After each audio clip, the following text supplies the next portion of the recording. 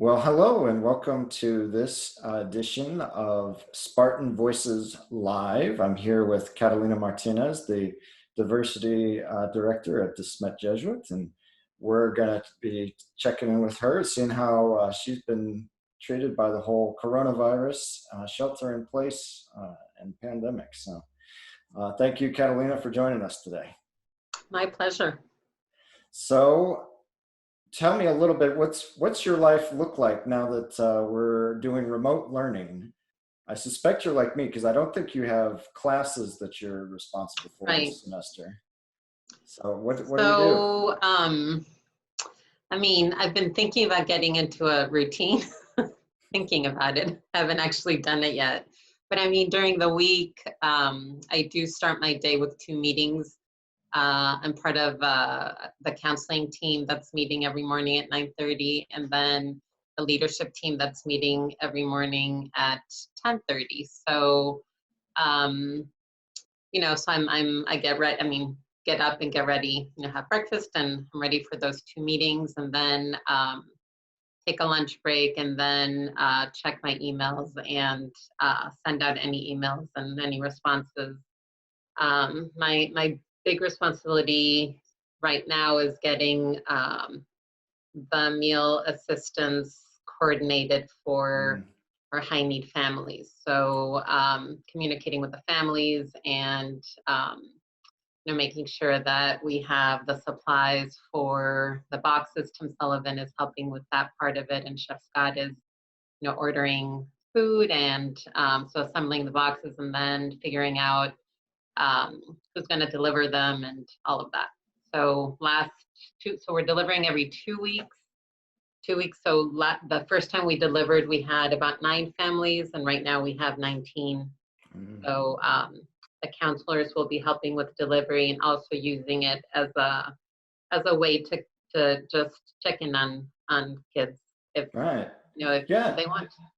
Tell us a little bit about that, because I've heard of it, but maybe not other people haven't. So we offer meal assistance during the normal school year for students who qualify either lunch or both breakfast and lunch. So we reached out to the students that received assistance with breakfast and lunch initially. And, I made phone calls to every family and just, checked in with them and asked if this is something that would help. And so that was our initial delivery. And now we've moved on to so that was 15 families. Now we've moved on to the 30 whose sons receive lunch assistance.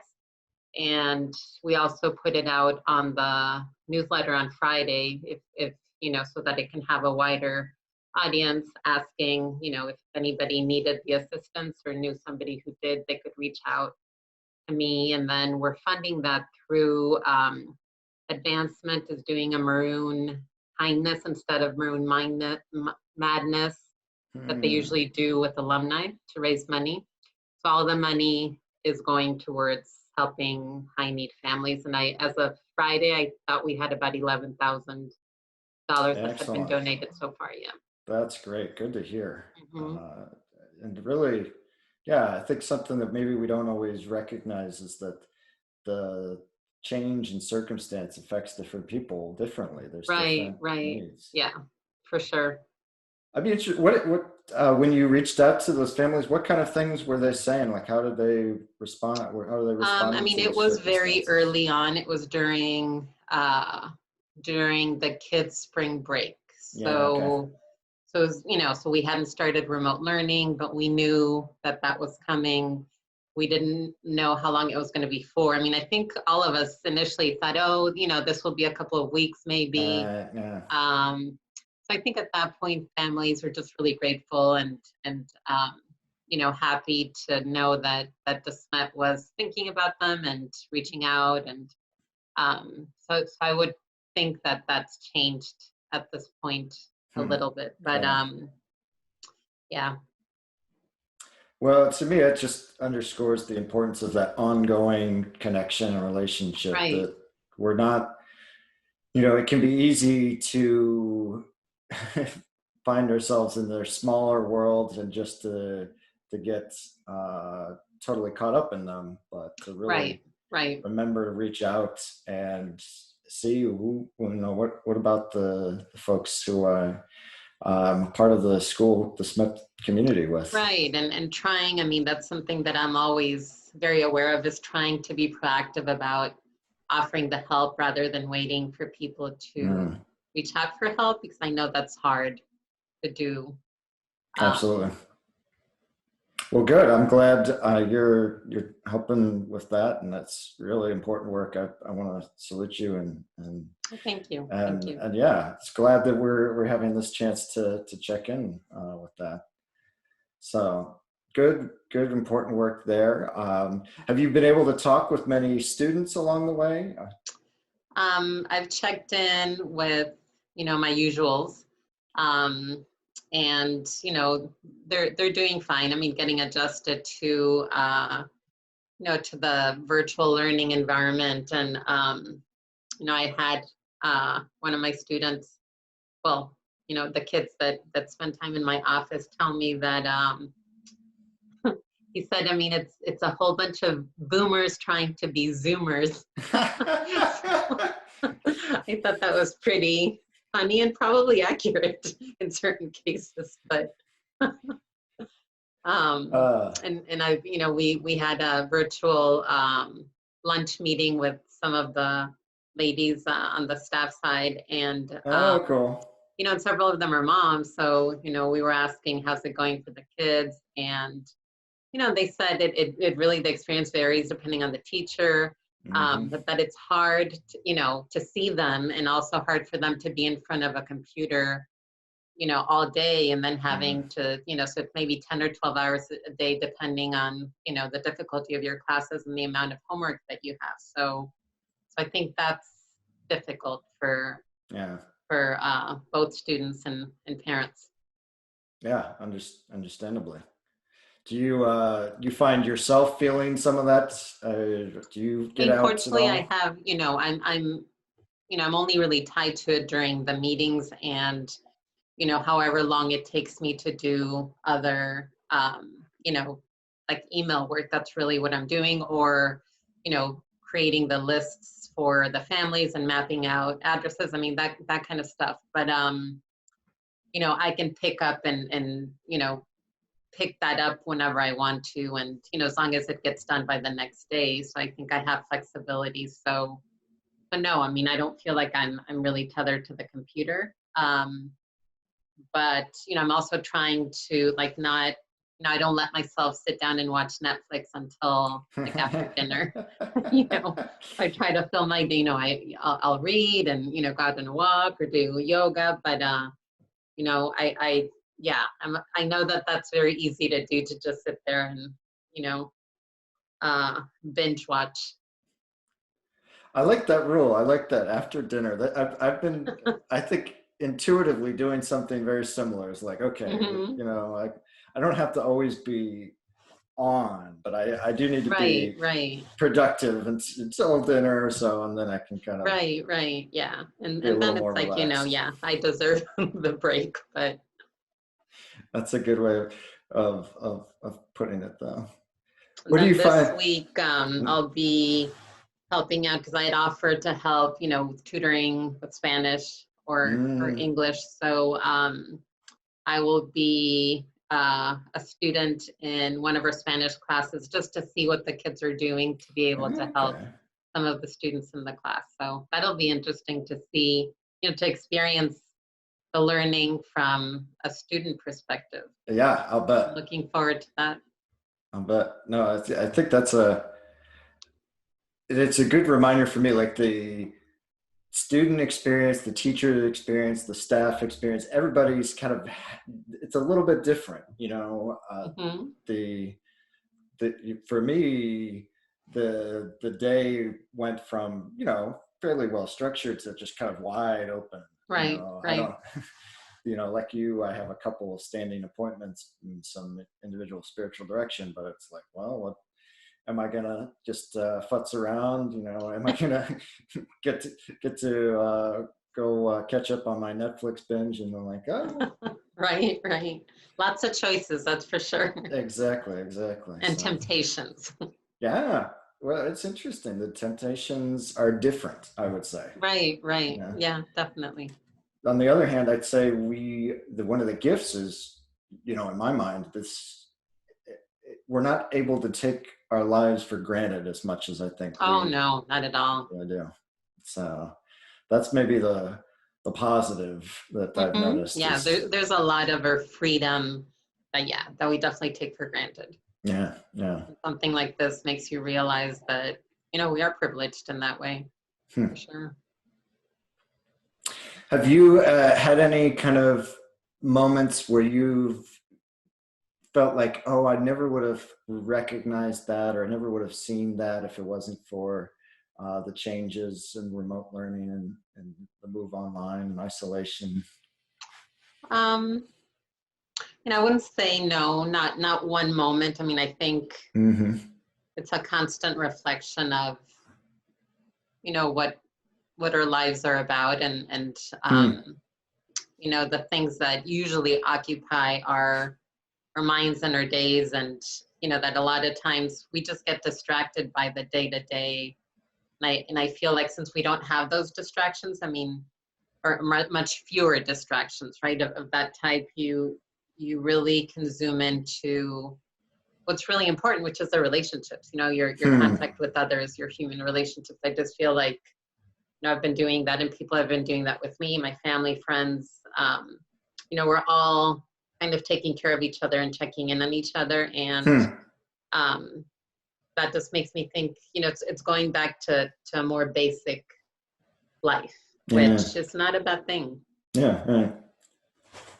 Yeah, you mentioned family and friends. Who are the folks that you find yourself connecting to outside of a specifically the Smet environment these days? My parents live in Spain, and so they've been going through this longer than we have. Yeah. And they're not allowed to leave the house unless it's, going to do essential business, but essential business is pharmacy, bank, and groceries. I don't think anything else is open. And the police will check up on you, and you have to have a receipt, or you have to show that you actually were going somewhere with a purpose, put it that way.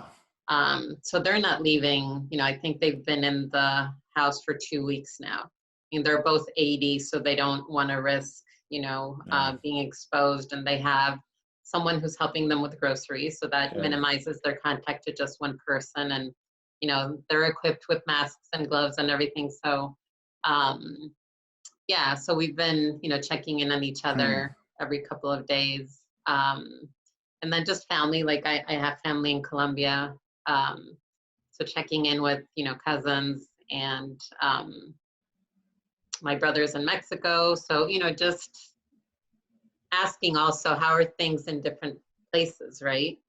Like in Mexico, they have suggestions, but nobody's ordered anybody to do anything yet. Yeah, right. So so you have those extremes. We're kind of in the middle. Spain is on total lockdown. Mexico can do whatever they want. I mean, it's just interesting. It shows different governments and how they operate, and so that's been interesting to find out how other people are listening or not listening to the things that their government is telling them.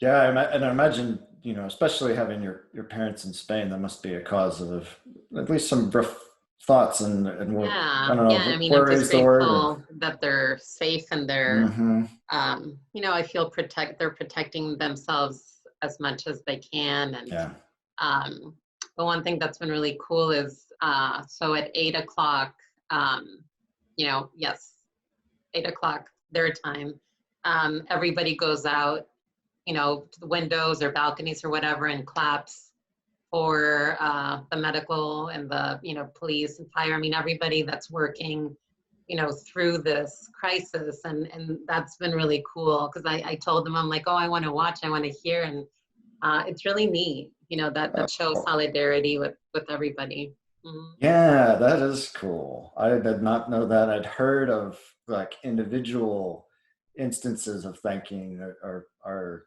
medical professionals and first No, responders. I think the whole country is doing it. That's really Hmm. cool. Yeah, That's yeah, and it's important because they are literally endangering their lives they in are. order Yeah, to and serve. working, you know, 24/7. So Yeah. No, I think that's really important. Well, you're already helping me. Like I'll be praying for your folks now, but oh, also thank just you. Thank you. that whole nation of Spain, and it's Hmm. good to remember that broader picture again. So, Yeah, and they were, I mean, some of the stories, and I mean, and this was in the news too, but you know, they share, you know, the news that they're hearing on their end, and you know, so we kind of compare notes. But that in Madrid, you know, the part of the problem that they were having last week is they didn't have a place to put the bodies anymore because the morgues were full. So they ended up using an ice rink mm, to store bodies, which, you know, that image was so impactful and so telling of the situation that we're in, because I feel like, and I've read a little bit of this in the last couple of days, that we don't, because we're not really seeing how the situation really is in the front lines in the hospitals and et cetera. We don't really, you know, fully understand the impact of yeah, this. right. And that can be a blessing, but it can also be a curse. So Yeah, no, images like it's that and stories like that definitely bring it home. mhm, really important. Yeah, Yeah, thank you yeah, for being willing to share that.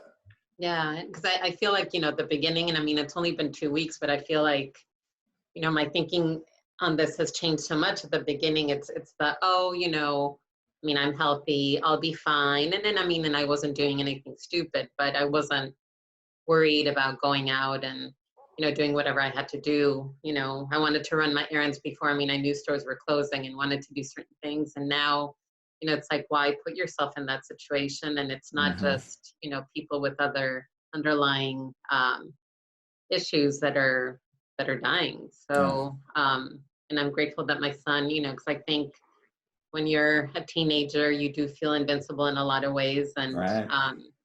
And we saw, you know, we've heard of stories of young people, you know, spring break and all of that, just not heeding any warning. So he's, you know, been very conscious of it and doesn't want to leave the house at all. Mm. Actually, I wanted him to come with me to the grocery store the other day, and he's like, you know, I don't want to die. And I'm like, oh, so you're okay if I die? And he's like, well, Mom, that's not what I meant. I'm like, yeah. Uh-huh.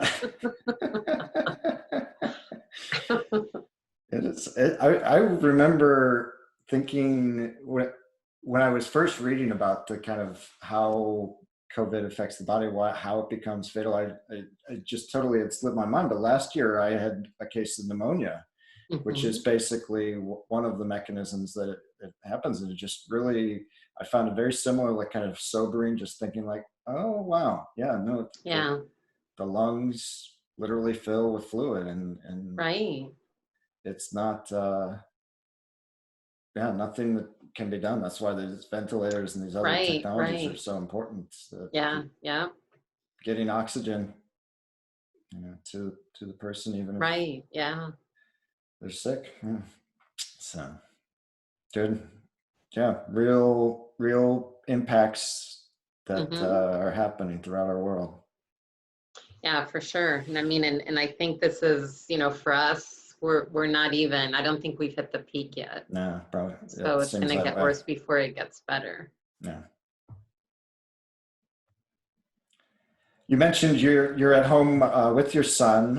Do you Hmm. find that you're spending more time with him, or how do you pass the time together, the two of I you? mean, you know, he's 18.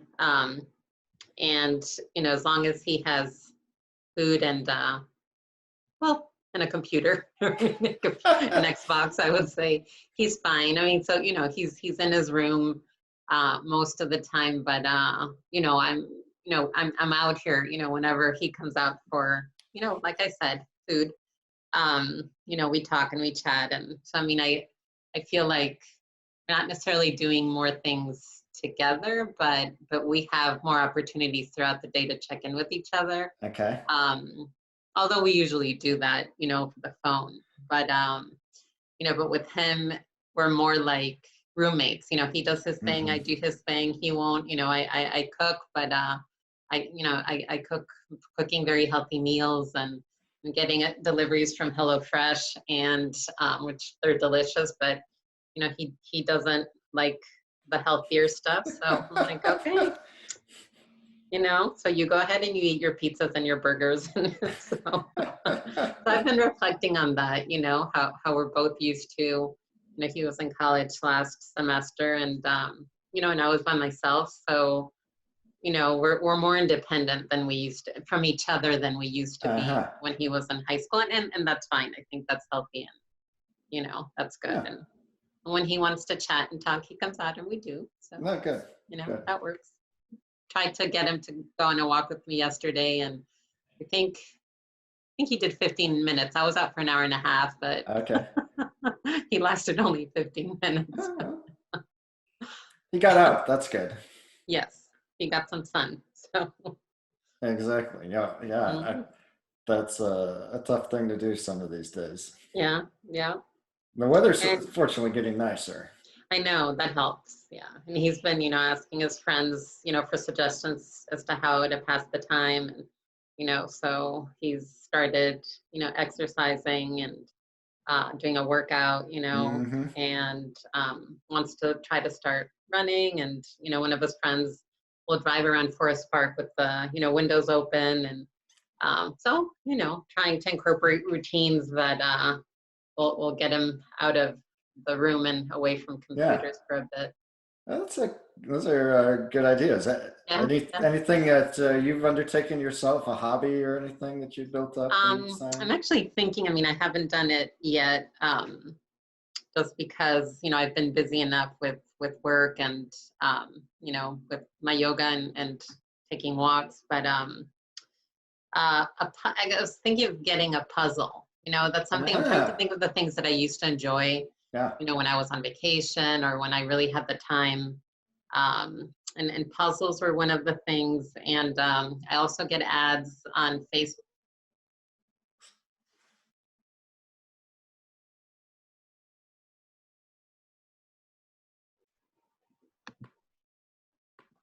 Okay, I had to change locations because it's a 3-prong plug and there's only like 2 of them, one in my living room and one in my kitchen. So. No. But the light, I turned on some lights, so that should be a little better. No, it looks good. So anyway, so puzzles. I used to love doing puzzles. Probably like in my teens and in my 20s when we'd, go somewhere with my family, like when we had, actually the time that I most remember doing this is when we lived in Saudi Arabia. We would take like during Eid, and which is one of their celebrations after Ramadan, they everything would close, right? So we would go to the beach and spend the week out. The company that my dad worked for had they had cabins, and it was like a little resort. So we would go and spend 7 days there, and we didn't have internet, and I don't think there was TV or anything like that. So we played a lot of games and did puzzles and swam. And so that's the time that I remember doing puzzles. But I know that I've always really enjoyed it. And actually, when my son was young, he loved doing puzzles as well. All right. So I think I'm going to order one. Excellent. Well, yeah, let me know what kind of puzzle you get. Okay, yeah, I'll see. And I'm trying to think if I knew that you had lived in Saudi Arabia. I'm not sure that I remember that. Probably not. Well, that's cool. I don't think it comes up very often. Yeah, but how old would you have been at that time? 12 to 14. Okay. I did half of 7th grade and all of 8th grade. And then, so they only had schools for foreigners until 9th grade. Okay. So you had to go to a boarding school. Most Uh-huh. people went to boarding schools in Europe. So I went to a boarding school in Austria, in Oh, Salzburg. wow. Hmm. And was it your dad's work or your mom's work Right. that My brought you dad's there? work. Yeah. Okay. He used to work for an oil company, Mobil Excellent. Oil. Oh, right. Yeah. Well, there you go. Yeah. So it makes sense. Yeah. That's why most of us were there, either oil or the Saudia was the airplane, support. Okay. That was also a foreign company, and people and diplomats and Right. Yeah. like that. What was that experience like? Um, Very different. I think I heard that now they're opening Saudi Arabia to tourism, Okay. but but I mean it's taken a long time for them to Yeah. do that. So the only way Yeah. that you could get there was, if you were working there. So it's an inside look into a culture that most people don't get. Yeah. And Right. Saudi Arabia was much more conservative and strict than a lot of other Arab countries. So we had to cover ourselves. They were called Mm, abayas, in a black, kind of cloak, to go outside, and women couldn't drive, and so mm, women really couldn't be out by themselves at all. um, 5 prayers a day, so everything would stop. If you were at the hmm. grocery store, or anywhere, everything would stop during prayers. Yeah, so it was interesting. I Yeah. mean, people lived in compounds that were owned by the company, so you were shielded from certain, I guess, realities, but yeah, I Hmm. would say very sheltered. Yeah. But regardless, you got to see how things worked, and it was just a very different, yeah, kind of just very different experience, outlook. You'd go to the grocery store, there was a gold souk, or gold market. Okay. And so you would go and you would see, people walking around with trays, and, full of gold bars, for purchases of, whatever. And like you'd go to the grocery store, to the mall, and you'd see, like the man and then his 4 wives and all the children, walking Uh, around. It's wild. that's yeah. That's another kind of environment I just don't think much about. Yeah. I mean, So, and you don't, right? But I mean, it was a beautiful city. You're by the Red Sea, so that was gorgeous. okay. Um, when you work there, you're also given, it's kind of it's not a hazard pay, but they compensate you for the fact that you are giving up a lot of Yeah. your freedoms. So Hardships. so you're able to travel. They would pay for 2 trips a year. We Okay. got to travel really around the world while we Hmm. were there. Yeah. Hmm. Wow. Fascinating. So Yeah. this is another one of those things we just never would have learned. Yeah. Well, Catalina, thank you so much for being with us here today and sharing. I think you win the prize for I've learned the most in our conversation today. So this is a lot of fun getting to check in with a bunch of different folks, and when this all goes out, I'll let you know. Thank you. Enjoy yourself while you're doing it. I will. Keeping me busy at the least. Yeah, yeah, yeah, yeah. No, in a really cool way. Yeah. Because you get to connect, and there's the creative aspect of the editing and all of that. So Yeah, sounds like exactly. a cool project to be working on. I'm looking forward to it. So, Well, take care, and thank you. all right. Thank you very much. Have a great day. Bye-bye. Bye. Thanks.